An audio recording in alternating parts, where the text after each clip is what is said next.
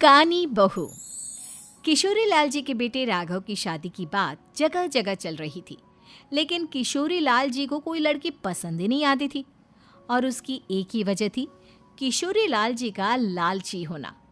उनको लड़की वालों से मोटा दहेज चाहिए था और इसी चक्कर में एक दिन वो एक बहुत पैसे वाले के घर अपने बेटे का रिश्ता लेकर पहुंचे। उस आदमी का नाम था ओम प्रकाश। देखिए किशोरी लाल जी, मेरी एक ही बेटी है और मेरी सारी संपत्ति जायदाद सब कुछ मेरी बेटी नैना का ही है। पापा, नाम से लगता है बहुत खूबसूरत होगी। कितना अच्छा नाम है ना, नैना। ओ, वैसे बात तो सही है आपकी। अब इतना पैसा है, ज़मीन जायदाद है, इकलौती बेटी, आप भी क्या करेंगे? सब कुछ उसे ही देंगे ना। बिल्कुल ठीक पहचाना आपने। बस बेटी की शादी और सारी जायदाद उसके नाम। पापा, बिना देखे हाँ कर दीजिए ना। इतना अच्छा रिश्ता फिर कहाँ मिलेगा? माला माल हो जाएंगे हम। मैं अपनी बेटी को बुलाता हूँ। अरे नहीं नहीं नहीं नहीं, आपकी बेटी का नाम नैना है, सुनकर ही लगता है बहुत सुंदर होगी। रहने दीजिए अंकल, मैं तो आपकी बेटी के नाम से ही इतना खुश हो गया हूँ कि उसे बिना देखे शादी करने को तैयार हूँ। अब तो मैं उसका चेहरा सीधे शादी के बाद ही देखूंगा। और इस तरह राघव नैना का चेहरा नहीं देखता और उससे शादी कर लेता है। शादी के बाद अपनी सुहाग रात पर जब राघव नैना का घूंघट उठाकर देखता है तो नैना की आंखें बंद थी। कितनी खूबसूरत हो तुम नैना, जरा अपनी आंखें खोलकर मेरी तरफ देखो तो सही। नहीं, मुझे शर्म आती है।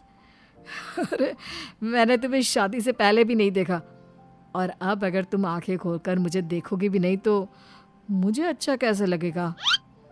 इससे पहले कि नैना अपनी आंखें खोलकर राघव की तरफ देखती, अचानक से लाइट चली गई और राघव नैना को पूरी तरह से देख भी नहीं पाया।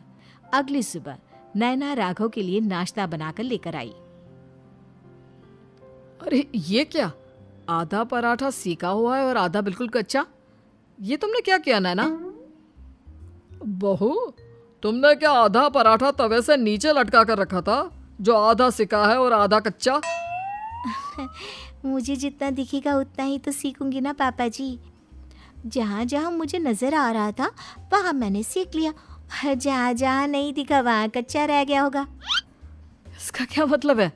ये कैसा मजाक कर रही है तुम? अरे बहू, तुमने इतना लंबा घूंघट क्यों लगाया हुआ है? देखो, हमारे घर में बहुओं को बेटी की तरह रखा जाता है, और फिर तुम तो इतना सारा माल लेकर आई हो। देखो, ये घूंघट डालकर रखने की कोई ज़रूरत नहीं है। हाँ नैना, पापा जी ठीक कह रहे हैं, तुम तो आराम से रहो, अपना ही घर समझो। नैना अचानक से अपना घूंघट उठा लेती है। अरे ये क्या पापा, नैना की तो एक आंख फूटी हुई है। नाम से नैना, लेकिन ये तो कानी बहू निकली।